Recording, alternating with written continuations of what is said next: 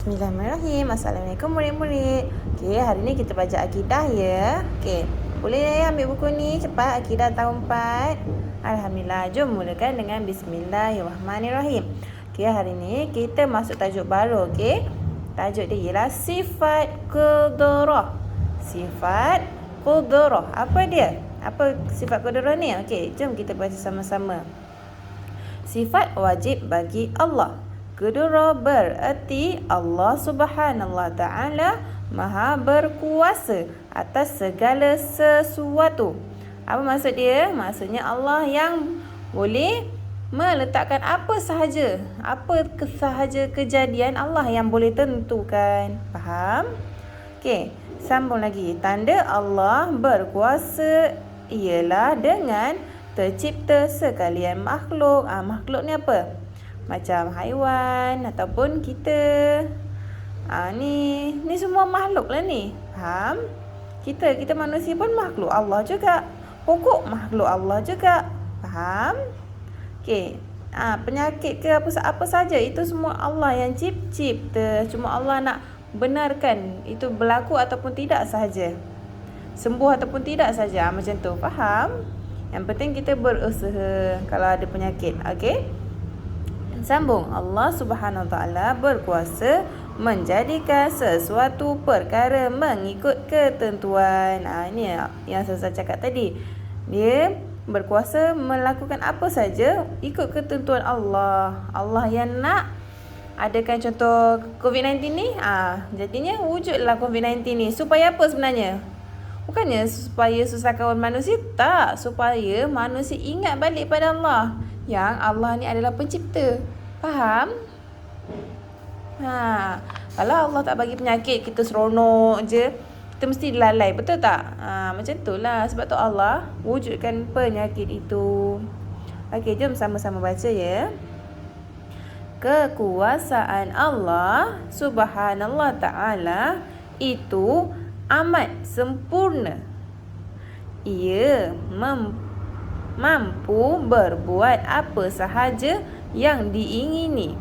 Juga amat berkuasa melenyapkan, merosakkan atau memusnahkan, menyembuhkan, mentadbir dan lain-lain. Apa sahaja itu semua adalah kekuasaan Allah. Faham?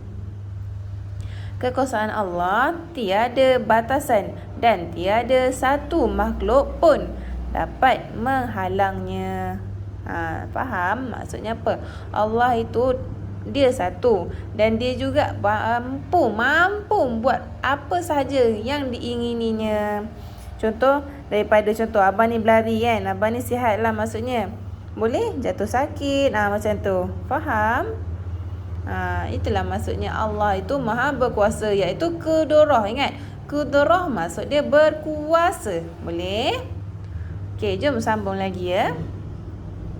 Qudrah Allah Subhanahu Wa Taala, iaitu Allah maha berkuasa. Boleh? Yang pertama, berbuat apa sahaja. Yang kedua, melenyapkan apa sahaja. Yang ketiga, menaikkan darjat. Boleh? Yang keempat, memusnahkan atau menghancurkan. Yang kelima, menghinakan. Yang keenam, mencipta apa sahaja. Dan yang terakhir, mentadbir. Faham? Maksudnya Allah ni, Allah yang berhak atas segala sahaja, apa sahaja atas muka bumi ni, mahupun planet, mahupun alam semesta, apa saja semuanya Allah yang ciptakan. Jadi Allah jugalah berhak untuk menghancurkan ataupun untuk menciptakan lagi cantik ataupun lagi ataupun apa sahaja. Apa sahaja, faham? Apa sahaja kan? Kita fahamkan Contoh, kita ada sebuah buku. Kita nak buat apa saja buku tu jadi cantik. Jadinya kita letak gambar itu, gambar ini. Jadi kita ciptakan buku tu, betul? Tapi kalau kita ada buku, kita tak nak buku tu, kita hancurkan dia. Itu kita ada hak kat buku tu, betul? Faham? Faham tak maksud Azhar macam ni? Faham kan? Itu juga dengan Allah. Allah yang wujudkan bumi, matahari, bulan. Jadi dia juga berkuasa untuk hancurkan dia sekiranya dia mahu. Jadi solution dia, jalan sebenar dia, kita kena sentiasa beringat tentang Allah, melakukan segala yang disuruh dan jauhkan apa yang tidak perlu, tidak disuruh.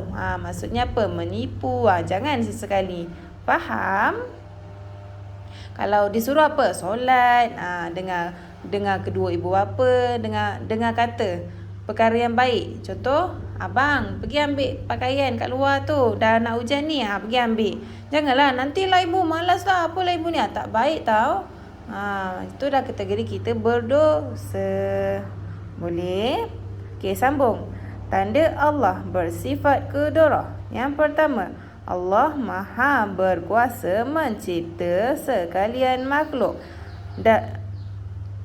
di alam ini.